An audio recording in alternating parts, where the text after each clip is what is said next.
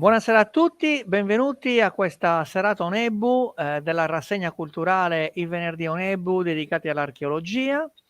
Oggi parleremo di un argomento che mi sta particolarmente a cuore, ossia le fonti nuragiche, i pozzi nuragici, i santuari, insomma, dedicati all'acqua e alle divinità, insomma, legate all'acqua. Siamo in compagnia del nostro relatore Mario Cavidu, che ringrazio per aver accettato l'invito. Lui è uno dei responsabili del sito Nudole che c'è nei pressi di Nuoro, un bellissimo parco archeologico che insomma si è dato tanto da fare per renderlo fruibile a noi visitatori. Quindi Mario, grazie, ti ringrazio appunto per aver accettato questo invito. Saluto naturalmente tutti i nostri amici Onebu che sono soci della nostra associazione culturale, che ci supportano, insomma aspettano queste dirette, quindi li ringrazio per la partecipazione. Tutti i nostri amici che ci seguono dalla Sardegna, gli amici di Facebook e dei gruppi appunto che sono legati un pochettino al mio profilo su Facebook, e i circoli sardi all'estero che ci seguono sempre con tanto affetto. Tra l'altro da poco mi hanno anche invitato in Australia per il circolo dei sardi dell'Australia. Vogliono che vada lì per fare una conferenza. Io sono un attimo caduto dalle nuvole perché gli ho detto insomma è una conferenza in inglese, mi toccherebbe studiare, però gliel'ho promesso, quindi in primavera sarò lì da loro in qualche modo per fare questo ciclo di conferenze, quindi li ringrazio. E poi ci salutano dall'Argentina, da Madrid, dove c'è il circolo dei sardi di Gianni Garbatti, e dall'Italia tantissimi circoli che sono legati insomma al nostro patrimonio archeologico. Bene Mario, io ti auguro una buona conferenza e direi di mandare la nostra sigla.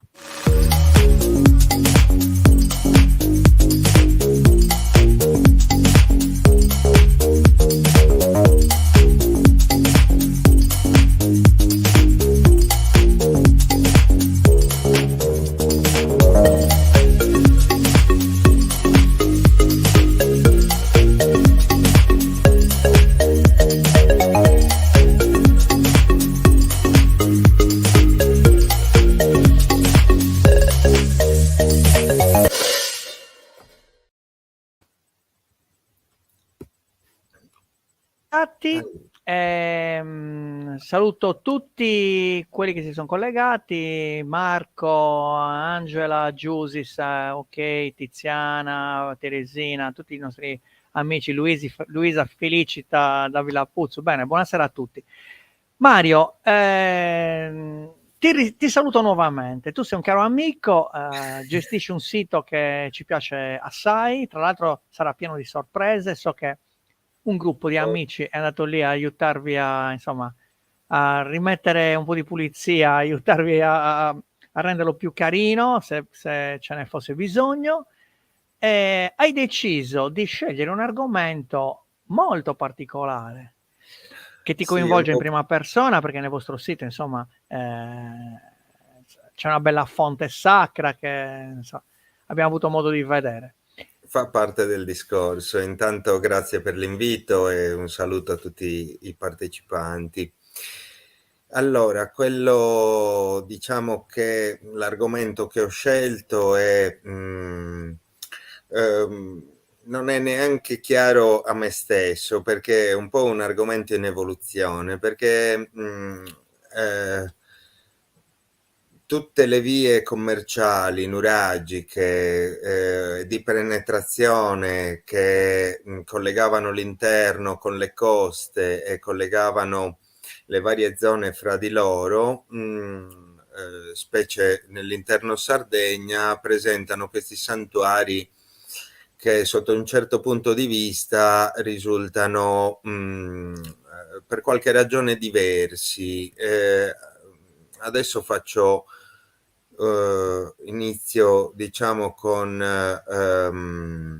una cartina che vorrei far vedere subito alle persone. Ecco, ho messo le immagini, Mario, così puoi in questa partire. cartina ho evidenziato alcuni santuari nuragici. Chiaramente Nodule fa parte anche di loro e io ho evidenziato alcuni punti rossi che sono i santuari, diciamo, più importanti scavati dagli archeologi, di cui abbiamo le informazioni, e che, come vedete, sembrano percorrere alcune direttrici e alcune strade che tutt'oggi usiamo in Sardegna. In particolar modo ho evidenziato il tracciato della vecchia 389 che parte praticamente dalla zona di Olbia e arriva fino in Ogliastra. Fu dopo i nuragici, diciamo, fu convertita in una strada romana, di epoca romana, che conosciamo dai registri dell'itinerario antonino, dove conosciamo la presenza di una strada romana che collegava l'antica città di Olbia e che arrivava passando per Fonni, poi addirittura a Fordongianus e così via, collegava insomma la strada principale che era l'attuale Sassari-Cagliari, che anche quella era un'importante strada romana. Lungo queste vie abbiamo tutta una serie di santuari, pozzi sacri e fonti nuragiche, perché la civiltà nuragica chiaramente noi la conosciamo per le torri nuragiche, che sono il monumento più impressionante che abbiamo nell'isola e che caratterizza l'intera isola, molto più delle fonti nuragiche, e che dimostra che la civiltà nuragica nella sua prima evoluzione aveva raggiunto uno standard architettonico che è proprio la torre come la conosciamo più diffusa, quindi quella proprio a tronco di cono con le camere voltate a falsa cupola. Questa standardizzazione dell'architettura, in un certo senso, quando arriva il culto delle acque in una fase successiva, quando iniziano a smettere i nuraghi e cambia molto probabilmente la loro economia, allora si sviluppa anche questa spiritualità e le loro risorse sembra che passino a un certo punto, intorno al 1200, avanti Cristo, in quell'intorno, dall'edificazione dei nuraghi all'edificazione di pozzi sacri, fonti sacre, i cosiddetti santuari del culto delle acque. Anche nei pozzi sacri abbiamo una sorta di standard architettonico, che è quello che ritroviamo nei pozzi, forse quello più celebre, più famoso della Sardegna, è il pozzo di Santa Cristina, che è il modello per eccellenza di pozzo con doppia scala, una scala per scendere, ma la scala opposta nel corridoio di entrata, che ci ritroviamo sopra la testa quando percorriamo le scale in discesa verso la sorgente. Questa è l'ingresso trapezoidale. Questa forma architettonica la ritroviamo per lo più diffusa in tutta l'isola. Una diversa architettura si riscontra invece proprio nei santuari legati all'areale barbaricino. E iniziamo a fare un pochino questo percorso descrivendo tutti questi vari santuari che troviamo lungo questa strada, in particolare appunto la strada statale oggi che conosciamo come numero 389.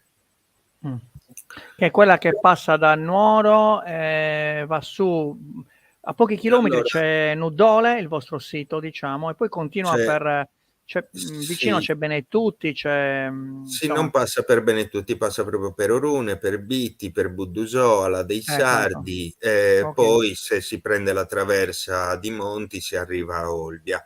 Non è più ok. strada statale 389, ma chiaramente l'antico tracciato doveva sicuramente percorrere quella direzione. E infatti, se partiamo da Olbia, come probabilmente facevano le merci nuragiche che arrivavano da oltremare, perché c'è una particolarità da dire: questi santuari cambiano l'economia della civiltà nuragica. Infatti nascono dei villaggi con santuario ma senza nuraghe in quest'epoca, e quindi significa che probabilmente, mentre il nuraghe poteva essere un simbolo anche della loro stessa economia, quindi di tipo più autarchico, ovvero quando una comunità probabilmente raggiungeva il livello di benessere tale per cui disponeva delle risorse adeguate per la costruzione di un nuraghe, allora si legittimava probabilmente nel suo territorio, il nuraghe era la dimostrazione della sua economia e quindi probabilmente le comunità avevano un tipo di economia autarchico, chiamiamolo così, un po' autonomo, almeno così da pensare l'insediamento dei villaggi appunto sempre intorno al nuraghe. A un certo punto si sviluppano queste vie che sono probabilmente delle vie commerciali dove nascono questi santuari, iniziano lungo queste vie a nascere anche dei villaggi senza nuraghe, ma dove comunque insistono questi santuari e queste fonti. Quindi trasformano anche fonti nei villaggi che continuano a esistere, trasformano le fonti di approvvigionamento idrico, di semplice approvvigionamento idrico, vengono santuarizzate, quindi trasformate in templi, realizzati dei veri e propri templi, e questi diventano il fulcro non solo della loro spiritualità, ma probabilmente anche di tutti gli influssi economici e mercantili che potevano girare per queste vie di penetrazione, che erano delle vie probabilmente non solo di pellegrinaggio e di spostamento delle genti nuragiche, ma chiaramente delle vie commerciali. E Quindi infatti scusa se ti interrompo un attimo Mario, quindi mi stai dicendo praticamente che questi santuari sono dei luoghi pubblici che venivano sistemati proprio lungo le vie di passaggio? diciamo che sembra che insistano sì su tutte le vie di penetrazione e vie di passaggio. L'analisi che sto facendo io è lungo la 389, perché abbiamo diciamo i santuari più particolari, forse più importanti, più ricchi o comunque degni di rilievo per le informazioni attuali che disponiamo. E quindi se li vogliamo documentare e visionare un pochino tutti insieme, appunto partendo da Olbia, troviamo la forma che dicevo abbastanza standard, diciamo, di pozzi sacri, che ritroviamo anche nel sud Sardegna, anche in Ogliastra, poi lo vedremo alla fine delle slide. Questo pozzo è molto simile a Ispirois di Villa Puzzu, oppure è molto simile a Fontana Coberta a Ballao, molto distanti da Olbia. Eppure ritroviamo insomma una situazione architettonica molto simile. Abbiamo il pozzo, qui davanti c'è l'area santuariale, quindi per una più ampia comunità dei fedeli, magari l'intera comunità, però in santuari molto più grandi abbiamo visto che ci sono degli spazi adeguati ad ospitare anche diverse comunità, probabilmente in occasione di festeggiamenti, di novene particolari che venivano svolte in occasioni particolari in questi santuari, in questi templi. Il pozzo sacro di Sattesta di Olbia è quello che stiamo vedendo. Possiamo ritrovare anche delle forme che ci richiamano sempre la loro spiritualità, quindi delle forme che spesso con le loro stilizzazioni richiamano dei simboli fallici o gli organi riproduttivi sia maschili che femminili, quindi ritroviamo diciamo delle simbologie che almeno apparentemente sembrano legate alla fertilità. In modo un pochino più esplicito lo troviamo appunto in alcune fonti nuragiche. Il pozzo sacro di Sattesta potete vederlo di fronte, qui si capisce bene intanto le dimensioni, perché c'è anche una persona per capire le dimensioni dell'area, quindi appunto non tante comunità, ma sicuramente una più ampia comunità nel santuario, doveva essere pertinente alla comunità che abitava in questi territori. Al pozzo sacro di Sattesta notiamo l'ingresso trapezoidale identico a quasi tutti i pozzi sacri nuragici della Sardegna. Quando proseguiamo lungo la 389 arriviamo a un certo punto nell'area di Ala dei Sardi, dove imbocchiamo praticamente la 389 provenendo da Olbia in direzione sud e abbiamo un santuario molto particolare che è il santuario nuragico di Sosnuratolos ad Ala dei Sardi. Qui inizia già a esserci diciamo una trasformazione, un arricchimento di alcune vie di passaggio nel territorio, con questi templi, e qui abbiamo una fonte diversa da un pozzo perché appunto prende una vena superficiale, quindi non ha una scalinata di discesa, però vedete è circondata anche lei interamente da un recinto sacro dove si accede con un solo ingresso tramite una scalinata e si arriva al fronte della fonte sacra, che è questo.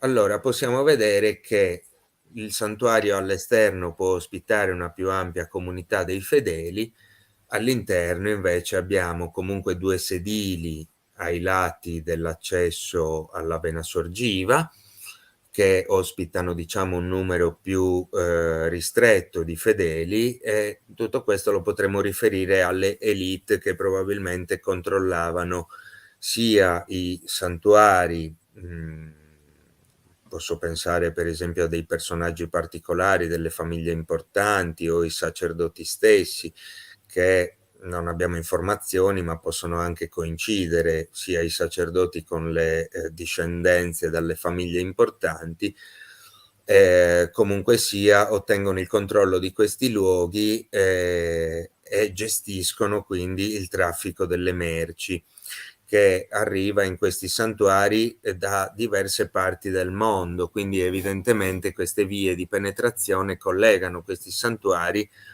anche con i porti, con gli sbarchi e con le altre popolazioni del Mediterraneo, arricchendo così la loro conoscenza metallurgica e stilistico, ceramica, di tutta l'oggettistica che comporta la fase del bronzo finale, bronzo recente, primo ferro della civiltà nuragica. Ascolta, Infatti, Mario, volevo dimmi. chiederti una cosa. I materiali sono materiali locali. Questo che cos'è? Granito?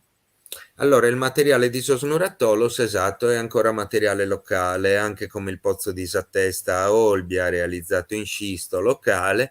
Questo invece è realizzato in granito locale, quindi non abbiamo ancora una necessità di importare dei materiali da altre parti. Questo lo ritroviamo soprattutto nelle fonti e nei pozzi della Barbagia, appunto.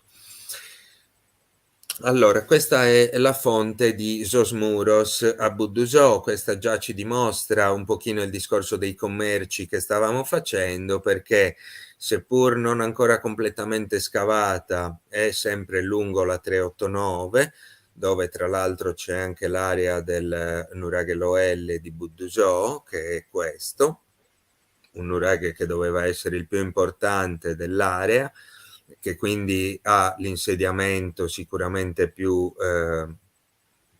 significativo di questo territorio. E Sosmuros è un villaggio nuragico senza nuraghe che si sviluppa relativamente vicino all'area del nuraghe Loelli di Buddusò.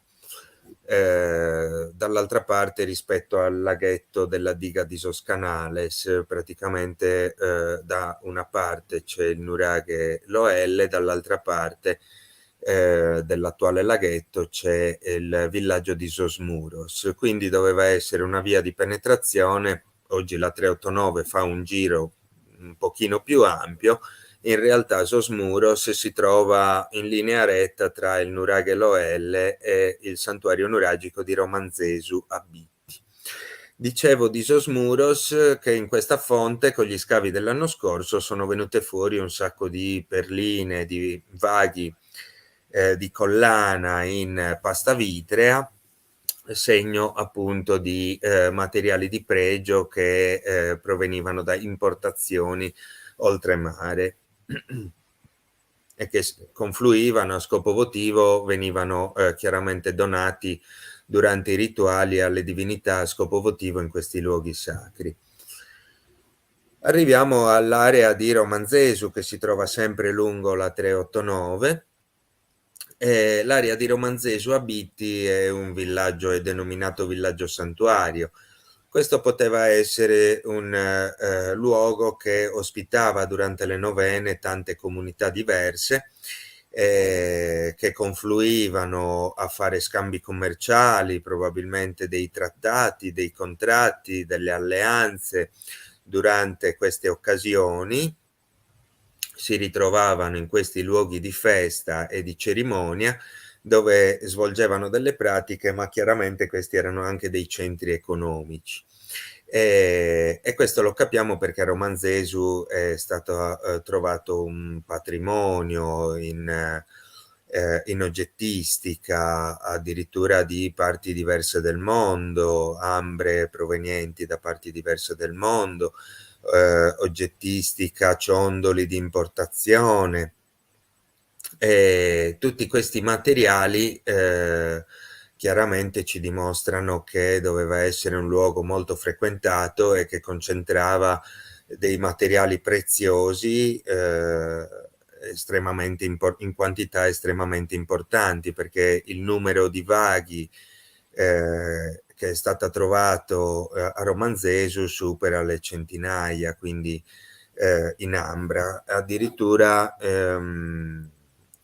con stili particolari dove non sono mai stati trovati altrove, quindi in realtà questi luoghi non importavano soltanto dei materiali dell'oggettistica da oltremare, ma anche delle materie prime che venivano poi lavorate con gli stili locali.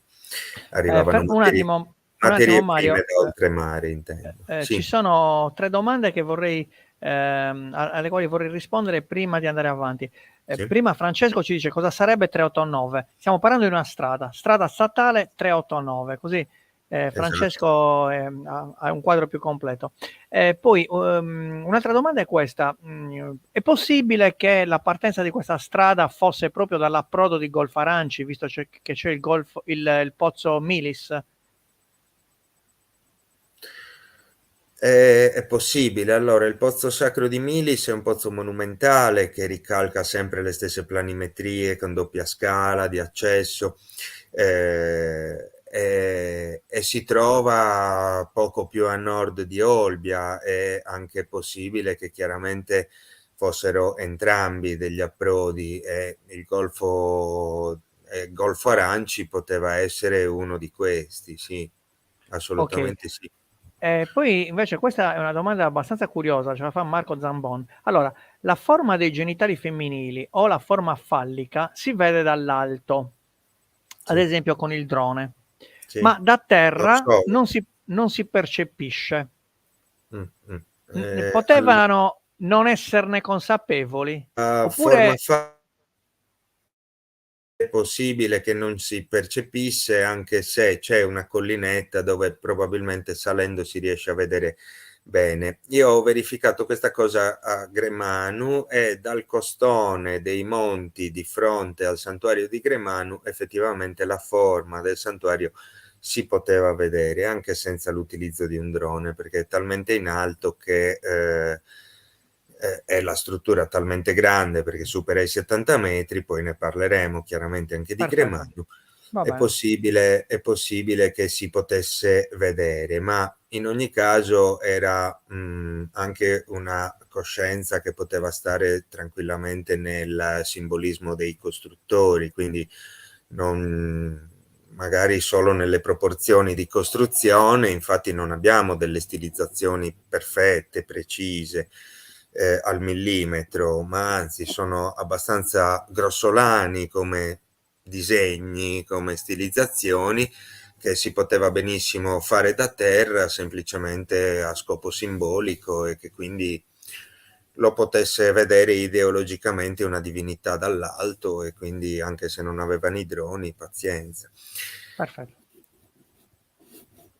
Allora, l'area di Romanzesu ha questa particolarità. Qui iniziamo ad avere dei santuari che presentano delle varianti singolari che non troviamo da altre parti e che effettivamente rendono questi santuari unici. Romanzesu è un villaggio santuario enorme, ha diversi templi e principalmente 2 aree lo rendono abbastanza unico. Una è quella che vediamo in foto, che è la grande vasca gradonata che veniva riempita. Anche questo è un monumento notevole perché il lungo supera i 40 metri, la canaletta all'interno che convogliava l'acqua del troppopieno del pozzo, che percorreva tutto un canale gradonato molto lungo arrivava, sfociava in questa vasca gradonata, questo luogo molto più ampio che quindi accoglie quasi come un anfiteatro, accoglie un gran numero di fedeli, è lunga 42 metri. Quindi insomma è una struttura notevole. Al momento non abbiamo altri riscontri in Sardegna di strutture di queste dimensioni così notevoli per il culto. Abbiamo altre vasche gradonate ma decisamente più piccole, come una che è presente nel santuario di Sasè de Soscarros a Oliena, e Fontana Sansa, di cui ho visto solo il disegno di Taramelli, perché è un monumento che attualmente è stato ricoperto e si trova dove ci sono le sorgenti di Santa Lucia, dell'acqua Santa Lucia. E poi c'è Predaniedda, se non sbaglio, che è comunque quasi una piccola vaschettina gradonata, anche quella un po' in miniatura. Abbiamo solo questi monumenti gradonati, ma Romanzesu decisamente li batte tutti perché poteva convogliare e contenere veramente grandi quantità di persone, quindi ampi numeri di fedeli. La vasca gradonata era probabilmente per dei rituali collettivi, c'è chi dice anche ordalie, però abbiamo documentazione di questo dal III secolo d.C., per cui può essere che semplicemente si facessero raffronti con altre popolazioni già documentate per questi rituali in Sicilia e in altri luoghi, però non siamo sicuri che chiaramente i nuragici praticassero delle cose del genere. A guardare questi santuari e queste fonti, questi pozzi, sembra che la simbologia preponderante sia proprio quella legata alla fertilità, e anche con l'oggettistica, con le sculture, le teste di Ariete, le colombelle, sono tutte simbologie in oggetti legati a questi santuari che richiamano alla fertilità. Questo che vediamo in foto è un altro monumento singolare di Romanzesu, che è un recinto a cerchi concentrici di muri, che crea una sorta di labirinto. Ogni ambiente strato interno, diciamo, ha un ingresso contrapposto, quindi uno quando entra deve comunque fare una scelta, andare a destra o a sinistra per poter arrivare all'accesso successivo e piano piano arrivare all'ambiente circolare interno. Questo diciamo che è una versione veramente molto inedita del culto nuragico, e che troviamo appunto solo a Romanzesu, come dicevo, è chiamato il labirinto per questa particolarità che dicevo.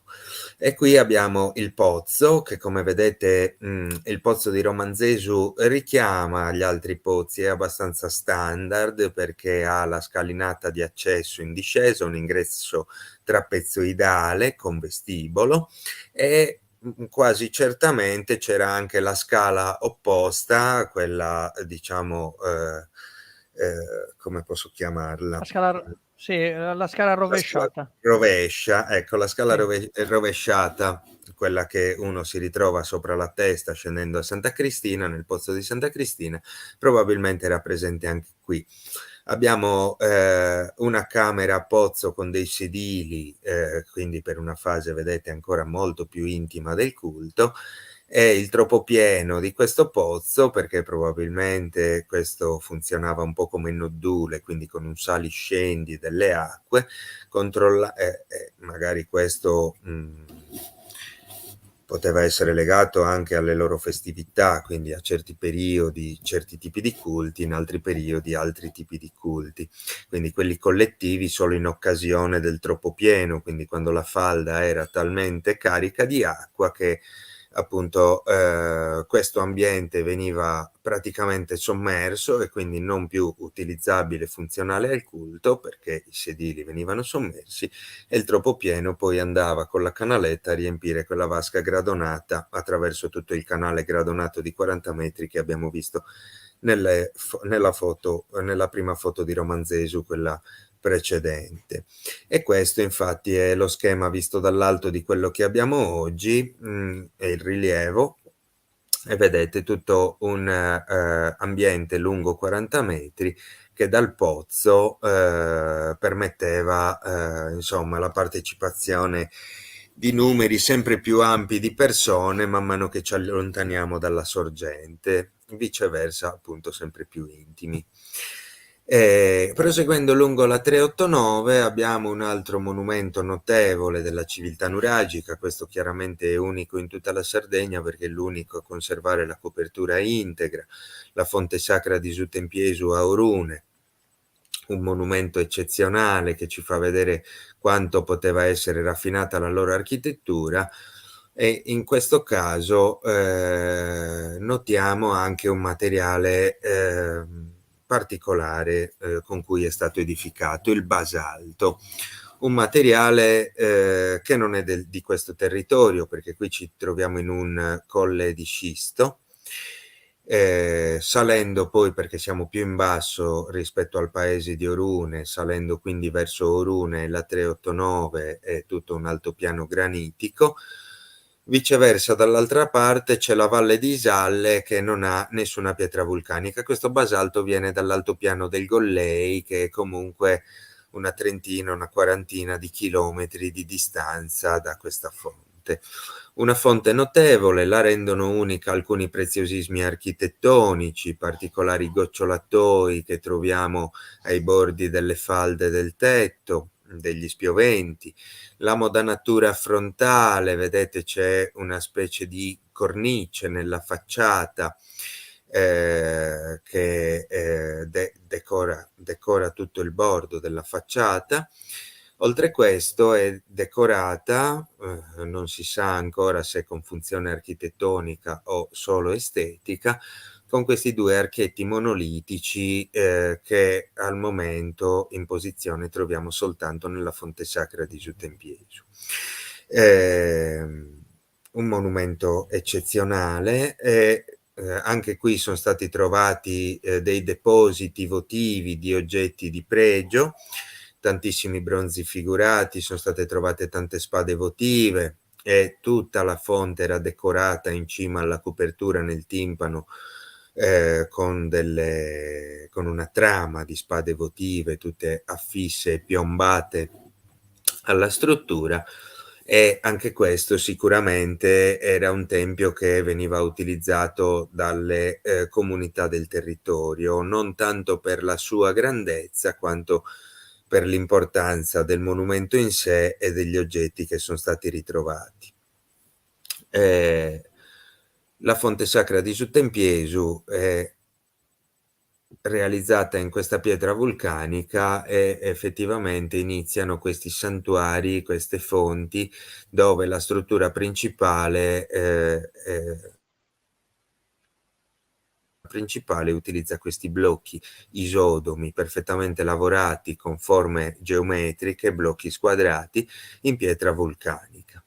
Chiaramente rispetto allo scisto e al granito, appunto, la pietra vulcanica permette questo tipo di lavoro geometrico delle pietre ed è anche più resistente all'erosione dell'acqua, quindi al ruscellamento delle acque. Infatti quasi tutte le canalette nei monumenti nuragici, le canalette e gli acquedotti di controllo delle acque sono realizzate in pietre vulcaniche, in trachiti o appunto basalto.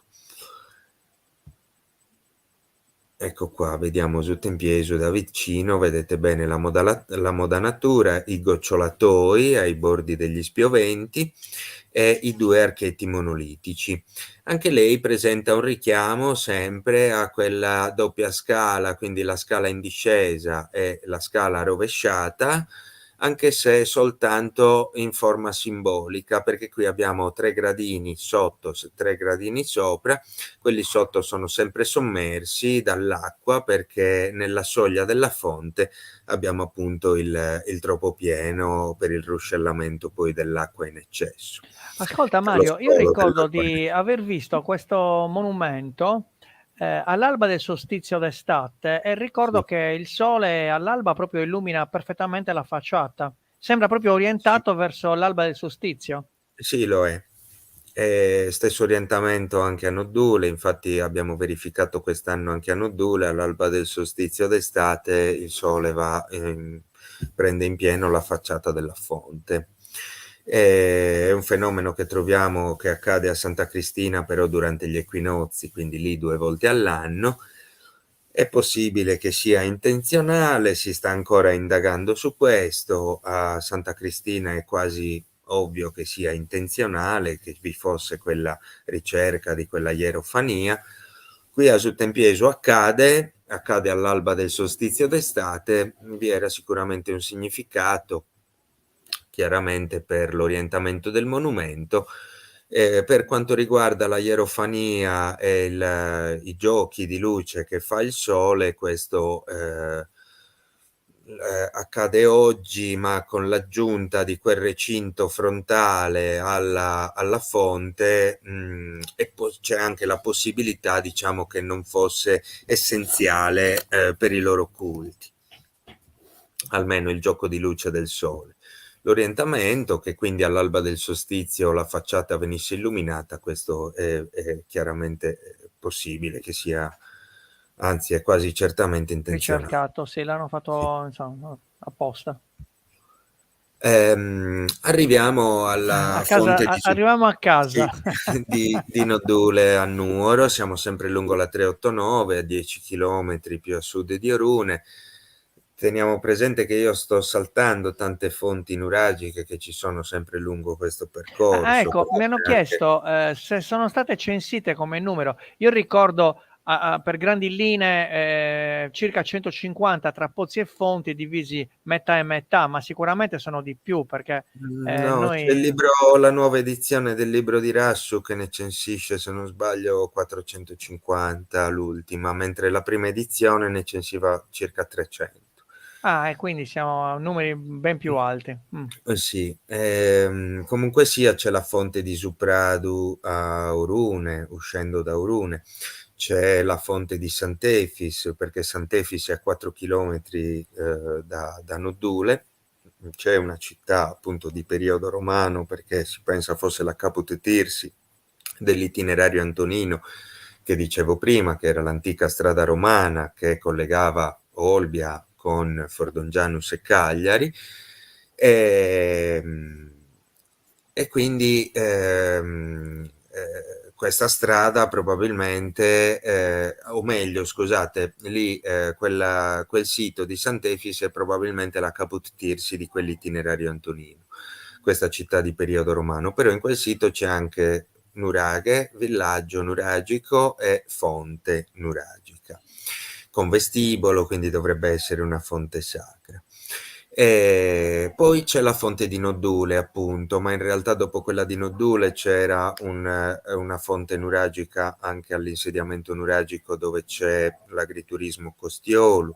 Insomma, la 389 in realtà era disseminata di insediamenti nuragici, nuraghi e di fonti nuragiche o pozzi, e qui arriviamo a Noddule. Anche Noddule è una bellissima fonte sacra, ancora attiva tra l'altro dopo tutto questo tempo, circondata da un santuario. Quello che vediamo in primo piano è il Temenos, il recinto sacro, si vede l'ingresso che conduce a questo spazio che doveva essere quello per le funzioni pubbliche. Nella foto non ci stavano, ma ci sono anche 2 panchine nella parte scavata, perché il santuario è solo parzialmente scavato, quindi è scavata una parte dell'area delle funzioni pubbliche che venivano svolte con l'utilizzo di quella vasca che si intravede appoggiata al muro anteriore della fonte.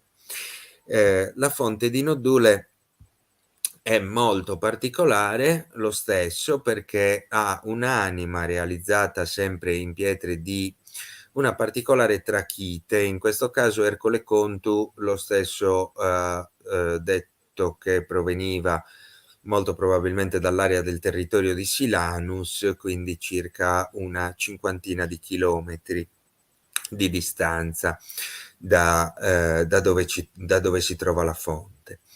Ha tutta un'anima, quest'anima racchiude una camera a pozzo, quindi si potrebbe dire che forse è una fonte ibrida un po' tra fonte e pozzo, perché ha questa camera a pozzo profonda, in tutto è alta circa 2,30 m, dall'ultimo gradino è profonda circa 1,5 m.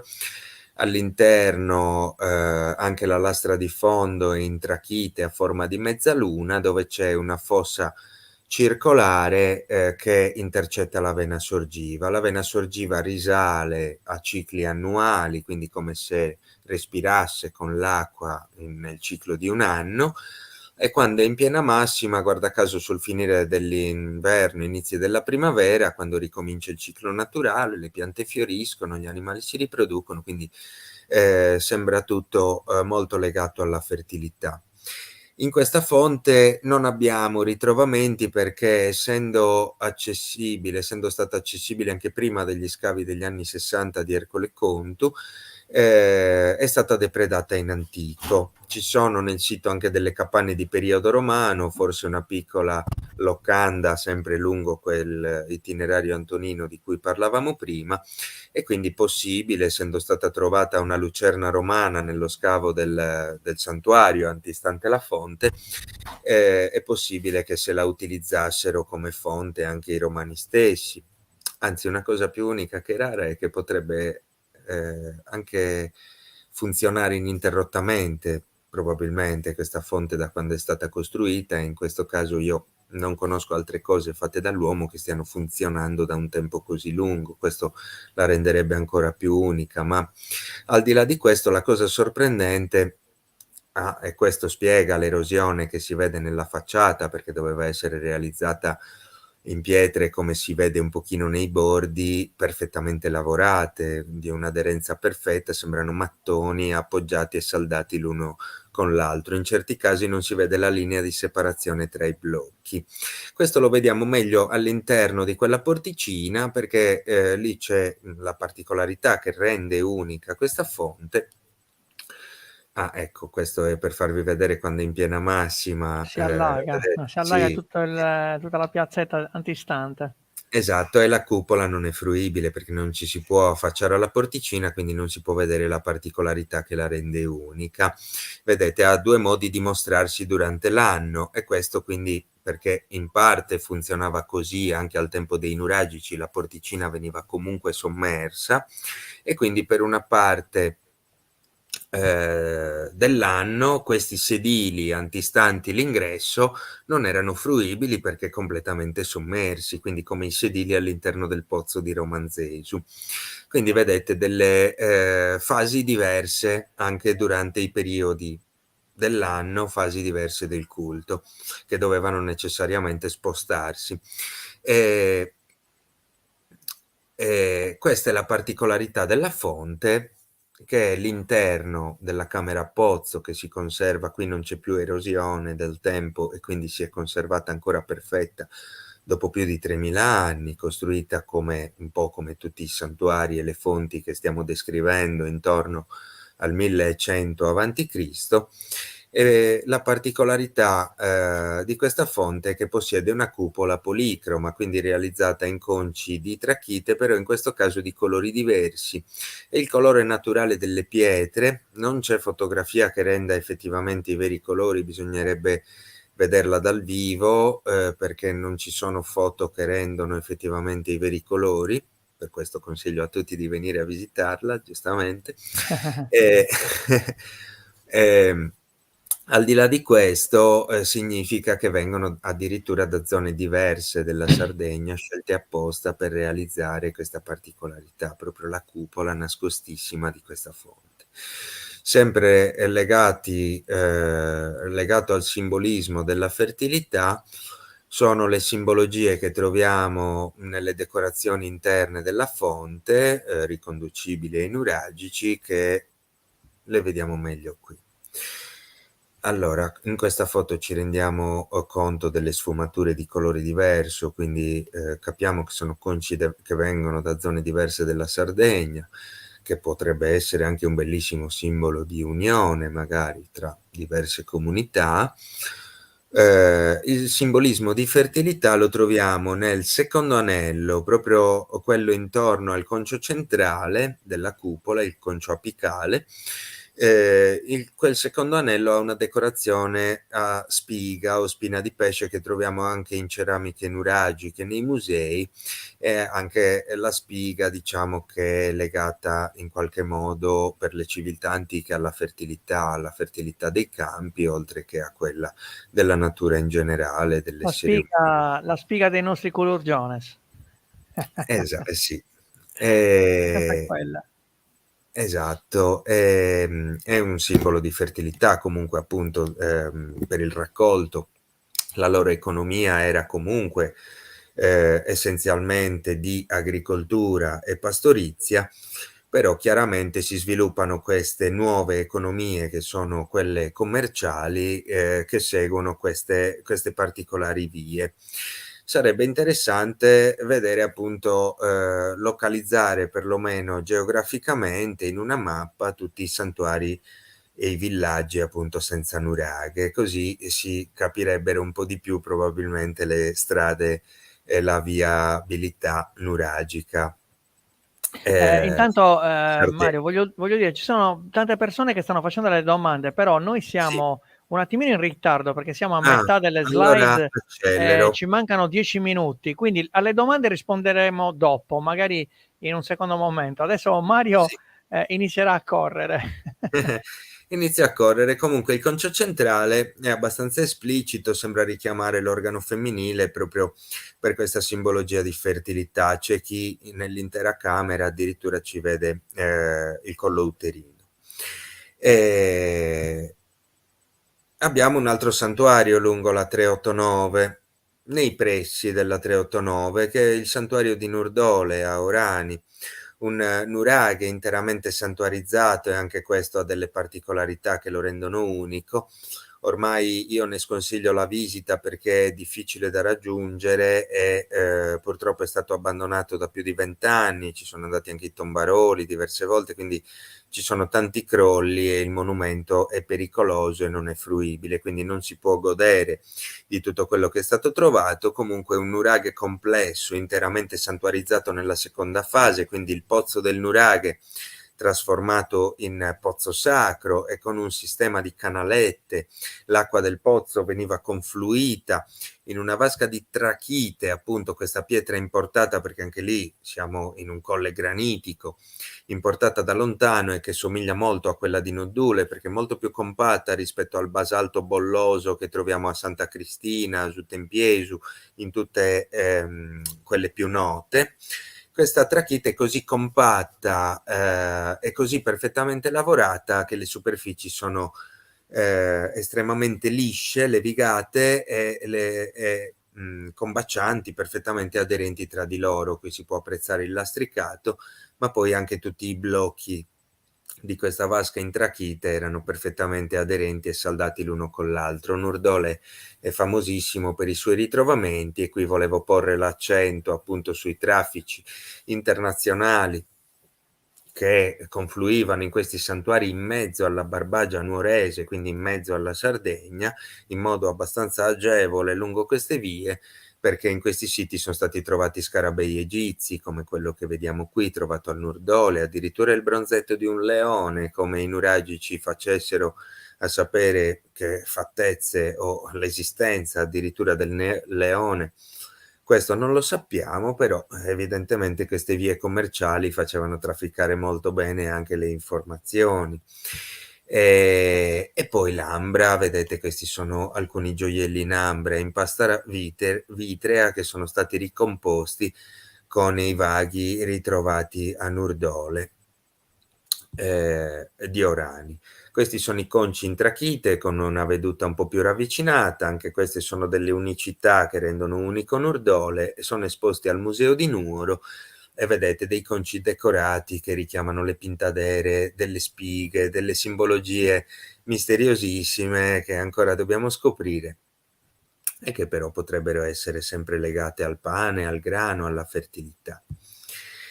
E qui abbiamo il santuario di Gremano a Fonni, più esplicito di così credo che sia difficile, penso che non avessero alcun tabù per quanto riguarda la sessualità, i nuragici e le civiltà antiche in generale, e per quanto riguarda gli organi riproduttivi maschili e femminili, questo chiaramente lo richiama, era il santuario di cui parlavamo prima, Gremano, lungo oltre 70 metri, un'area che richiama le fattezze di un fallo maschile, però all'interno in realtà è un'area santuariale con i sedili tutto intorno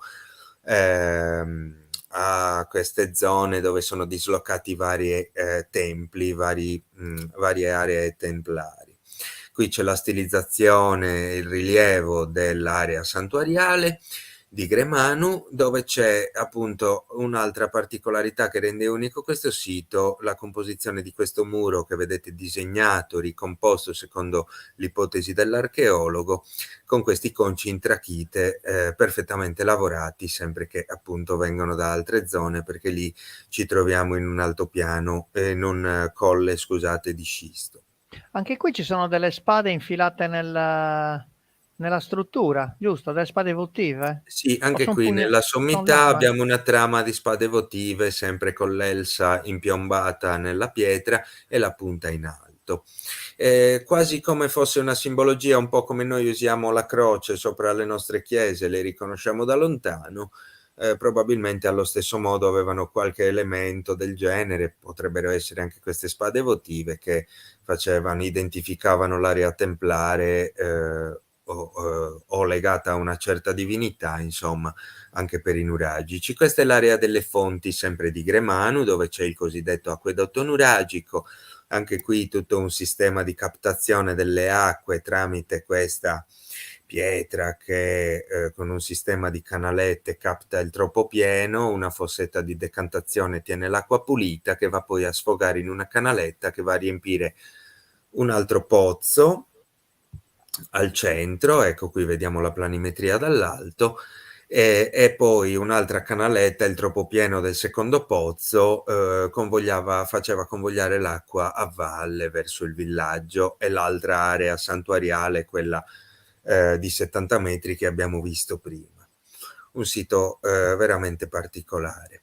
Abbiamo anche il sito di Sarqueis Forros a Villa Grande, perché in effetti proseguendo lungo la vecchia 389 che si ferma inizia praticamente da Ala dei Sardi oggi e arriva il vecchio impianto, arriva a Fonni, ma in realtà se proseguiamo lungo le vie di penetrazione, le direttrici naturali, i passaggi naturali della Sardegna, appunto passando il Correboi naturalmente, dove oggi passa la nuova 389 che collega alla Nusei, a Villa Grande, eccetera, abbiamo il sito di Sarquis Forros, un sito importantissimo, ricco di templi, ci richiama il villaggio santuario un po' all'idea del villaggio santuario di Romanzesu a Bitti, e anche questo ha dato dei ritrovamenti sempre di luoghi, di oggetti che vengono da luoghi d'oltremare, scarabei egizi. Anche qui in realtà è stato trovato un leoncino di bronzo. Come a Nurdole è stato trovato lo scarabeo e il leoncino, anche a Sarquis Forros scarabeo e leoncino. Oltre questo, vedete presente un altare molto particolare realizzato in conci di basalto, anche questi portati da lunga distanza, decorati. Qui vediamo il poster che era stato appeso al posto dell'altare, perché l'altare è stato smontato e portato al museo di Nuoro. Nel nuovo allestimento probabilmente, spero, verrà esposto. Qui adesso al posto di questo poster fotografato è stata apposta una riproduzione fatta da un artista di Oliena che l'ha donata al sito e che ripercorre abbastanza bene, diciamo riproduce abbastanza bene questo altare, che qui lo vediamo, molto particolare, decorato da questi due volti che in realtà dovrebbero essere due protomi di Ariete, perché le corna vanno all'ingiù, quindi dovrebbero essere arricciate, sono state interpretate come protomi di Ariete. Gli arieti, le teste di arieti le troviamo qui, le troviamo anche In un'altra rotonda con bacile, un'altra fonte barbaricina che ritroviamo nel territorio di Oliena molto importante. Vedete, Asarco-Isforros, questa è una rotonda con bacile. Le rotonde con bacile è anche questo un elemento abbastanza standard che troviamo in tutta la Sardegna, nelle aree destinate forse a un culto domestico, sempre delle acque, perché il bacile appunto era quello. La rotonda con bacile più bella della Sardegna è anche una fonte sacra e si trova a Sasedeso-Scarros. Mi dispiace che la foto è molto sfocata perché ho preso le foto dal web, quindi qualcuna era più bellina, qualcuna un po' più brutta, quindi qui è molto sfocata il santuario ripreso dall'alto, che è un'area molto grande con diversi ambienti, tutta chiusa all'interno di un recinto con uno o forse due accessi. In quest'area santuariale all'interno c'è un ambiente molto particolare, che è questa rotonda con bacile, che in realtà è una fonte sacra perché ha un impianto idraulico. A differenza di tutte le altre, che sono dei semplici saccelli circolari col sedile tutto intorno a questo bacile in pietra vulcanica, qui abbiamo anche un impianto idraulico con una canaletta all'interno del muro collegata a 9 sculture di testa di muflone o di ariete, appunto, che tiravano l'acqua dalla bocca in quel bacile. In quel bacile sono state trovate delle colombelle in piombo che erano affisse sul bacile, e tutte queste sono simbologie appunto che richiamano alla fertilità. E quindi il culto delle acque in Barbagia, ma in Sardegna in generale, molto probabilmente era legato a un aspetto di fertilità, ma non dobbiamo mettere in secondo piano l'aspetto economico di questi santuari. Quindi sì, la fertilità, i rituali, i buoni auspici, le divinità, però oltre alla loro spiritualità, questi santuari erano molto probabilmente gestiti da numeri di persone abbastanza ristretti, che gestivano dei traffici economici, commerciali notevoli, e quindi accentravano il potere economico in queste strutture gestite da loro. Qui vediamo la particolarità di queste teste di ariete. Quella che si conserva meglio è quella sulla destra, che si vede il corno appunto arricciato dell'ariete. Io propenderei di più per il muflone, visto che è un animale tipico della Sardegna, e in quei monti si trova ancora. Nel bacile abbiamo questo foro di sfogo che con la forma richiama sempre quella decorazione nel concio centrale della cupola della fonte di nodule. Sembra quasi sempre un ennesimo richiamo alla fertilità e alle simbologie degli organi maschili e femminili.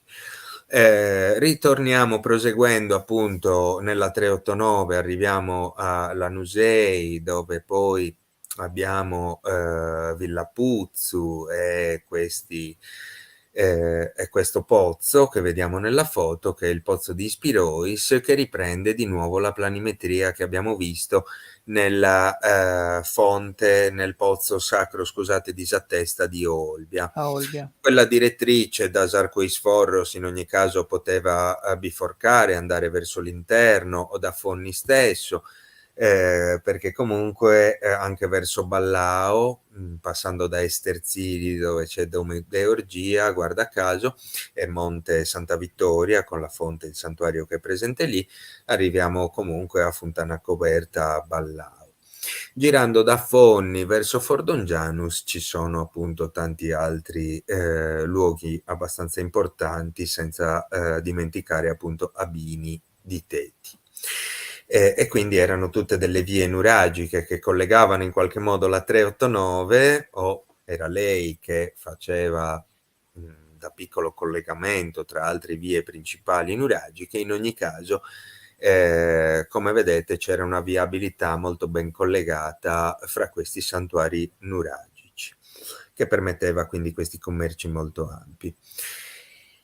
Proseguendo appunto arriviamo addirittura al santuario confederato di Santa Vittoria di Serri, sempre più verso l'interno, sotto l'Ogliastra, è appunto un santuario confederato molto ampio dove ritroviamo vari elementi, vari templi e dove poteva ospitare grandi comunità di fedeli e quindi anche alleanze fra varie comunità durante questi festeggiamenti che abbiamo ipotizzato. In conclusione, che cosa posso dire? In realtà non è una conclusione, è solo un porre l'accento su queste particolarità architettoniche che abbiamo nella Barbagia nuragica, che a differenza di certe architetture un pochino più standard, questa ricerca di una particolarità, seppur con simbologie che ritroviamo in questi templi di tutta la Sardegna, simbologie identiche, le medesime, in realtà in questi santuari della Barbagia abbiamo queste particolarità che sembra quasi che gareggiassero a chi faceva il dettaglio più singolare nel proprio monumento sacro. Diciamo che questa ricerca io la vedo in una chiave antropologica, non sono un esperto di antropologia, ci mancherebbe, non voglio addentrarmi sul tema, però io la vedo come una un marchio molto forte di un carattere identitario che permane nella Barbagia, e questo lo troviamo anche nella Barbagia odierna, perché in tante cose, però faccio giusto un unico esempio, nelle maschere tradizionali, dove in tutto il resto della Sardegna certe tradizioni sono andate perdute nel tempo, in Barbagia invece sono rimaste.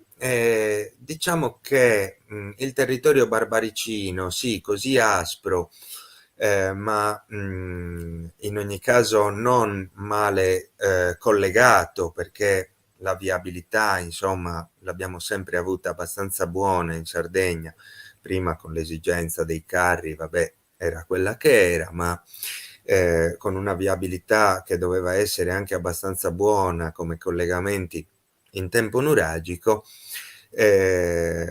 Diciamo che questi santuari probabilmente ci fanno capire che nella Barbagia, seppur collegata con il resto del mondo, con una viabilità così diffusa, in questi santuari particolari si ha l'evidenza di un carattere identitario comunque molto forte che permane. E questo lo vediamo appunto con questi dettagli, queste particolarità, addirittura con l'importazione di pietre da grandi distanze nei santuari per lo più della Barbagia. Poi sì, Sarco Sforro Severo in Ogliastra, però comunque sia segue la direttrice, è pur sempre all'interno della Sardegna, in montagna, e segue comunque questa direttrice. È più, diciamo, al di qua, è più verso Fonni, diciamo, che verso Villagrande. Va bene, Mario, allora io ti ringrazio per questa passeggiata che ci hai fatto fare lungo la strada statale 389, che sicuramente ripercorre le strade già di epoca nuragica, che poi sono servite come vie d'accesso e vie di trasporto di merci, di uomini e di tecnologie, perché dobbiamo sempre pensare che gli uomini quando si muovono trasportano anche le loro idee. È stato entusiasmante vedere.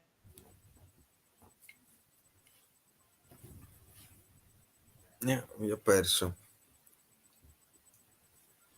Passeggiata, speriamo che Ho la perso linea, per un insomma, attimo il collegamento. sì, il collegamento va e viene. Oggi è una giornata un attimino uggiosa. Qui a Cagliari sta piovendo un po', quindi magari qui in studio può Ah, essere può essere mancato il quello. collegamento. Comunque adesso vediamo bene. Io ringrazio te per questa relazione e per queste immagini bellissime. Ringrazio naturalmente tutti i nostri amici che ci hanno seguito e hanno fatto delle domande. Adesso cercherò di rispondere. Anche tu, Mario, se vuoi, sul profilo lascio il video con tutte quante le domande.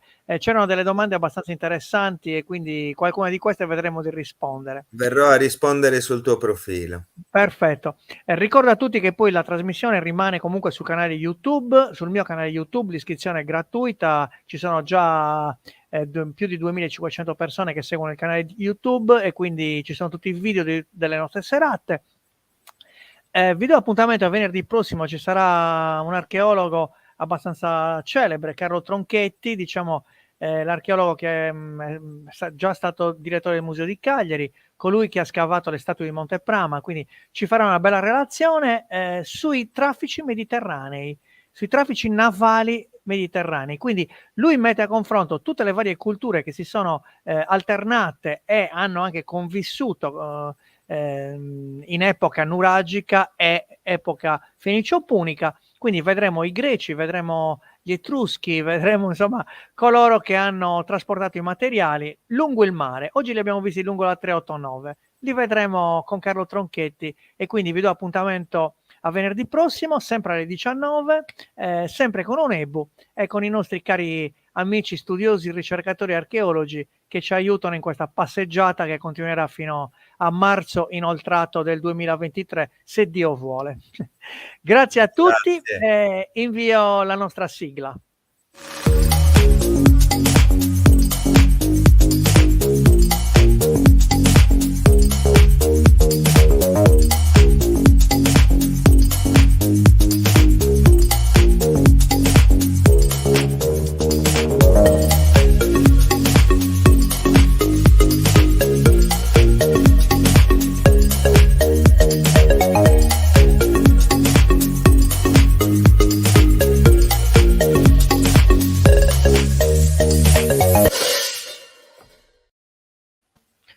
Un caro saluto a tutti, a venerdì prossimo. Ciao a tutti, grazie.